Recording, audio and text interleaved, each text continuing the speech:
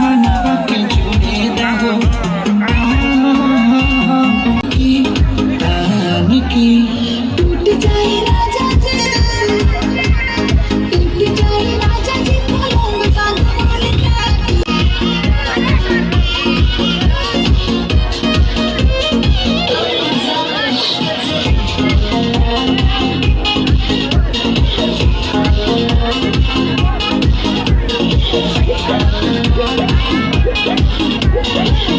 की देखो न कटन की चादर बिछा दे हुनी।